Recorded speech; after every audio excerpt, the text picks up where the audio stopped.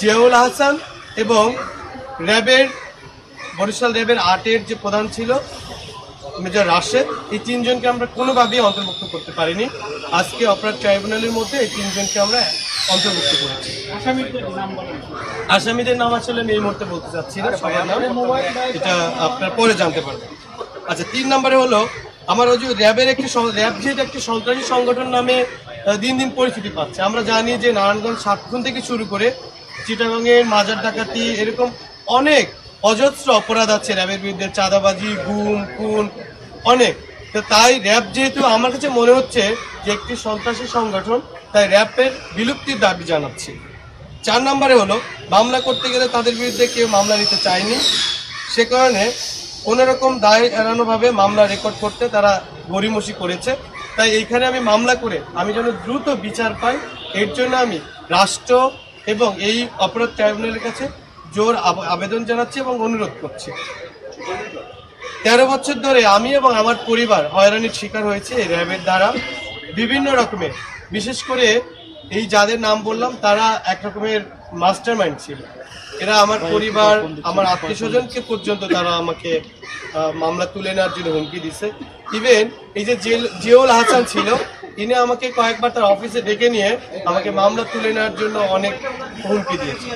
তাই আমি চাচ্ছি যে এই মামলাটার ন্যায় বিচারের জন্য একটা রাষ্ট্রে যেন দৃষ্টান্ত স্থাপন করতে পারে যে আসলে আইনের ঊর্ধ্বে কেউ না, যত বড় বাহিনী হোক না কেন প্রত্যেকটা বাহিনী অপরাধ করলে অপরাধের শাস্তি পেতে হয়।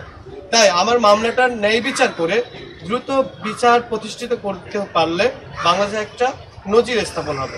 তাই আমি আবারও ট্রাইব্যুনালের কাছে জোর আবেদন জানাচ্ছি, তারা যেন আমার মামলাটা গুরুত্ব সহকারে দেখে এবং বিচার করে।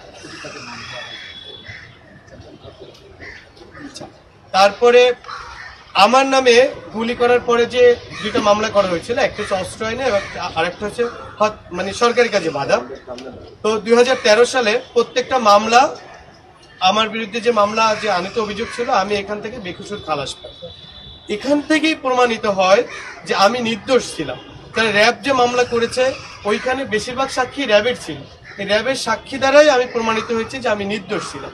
ইভেন আমার ঘটনার সময় যে র্যাবের প্রধান ছিল মুখলেছুর রহমান, উনিও বলছেন লিমন নির্দোষ, ঘটনার শিকার হয়েছে এবং সে পায়ে গুলিবিদ্ধ হয়েছে। তাহলে আমার মামলার এখন পর্যন্ত বিচার না হওয়ার কারণটা কি? যেহেতু আমি বারবার নির্দোষ প্রমাণিত হয়েছি, তাই আমি চাচ্ছি যেহেতু আমি র্যাবের করা মামলায়ও ওখান থেকে আমি খালাস পাইছি এবং এইখান থেকে খালাস পাওয়ার পরে র্যাব কোনোভাবে আপিল বা কোনো কিছুই করেন, এর মানে র্যাবও জানে যে আমি নির্দোষ, অতএব আমি এখানেই নির্দোষ প্রমাণিত হয়েছি। তাই আমি যে দোষী র্যাব যারা আছে তাদের শাস্তির দাবি জানাচ্ছি। আপনাকে কেন নিয়ে গিয়েছিল একটু শেষ করতে দেন না, আগে ওনার বক্তব্যটা শেষ করতে দেন। সর্বশেষ আন্তর্জাতিক অপরাধ ট্রাইব্যুনাল দ্রুত বিচার কার্য সম্পন্ন করে অপরাধীর শাস্তি ও আমার ক্ষতিপূরণের দাবি জানাচ্ছে।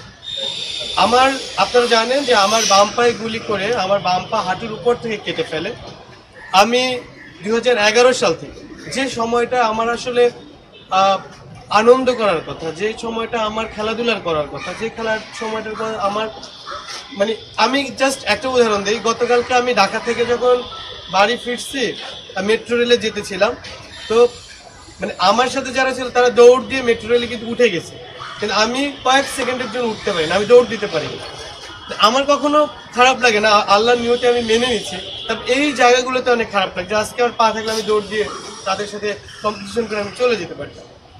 তো তাই আসলে আমার যে ক্ষতিপূরণ হয়েছে এই ক্ষতিপূরণের জন্য আমি জোর দাবি জানাচ্ছি। ইভেন যখন আমাকে গুলি করে তখন আমি ইন্টার ফার্স্ট ইয়ারে পড়ি, আমার তখন বয়স ছিল মাত্র 16 বছর।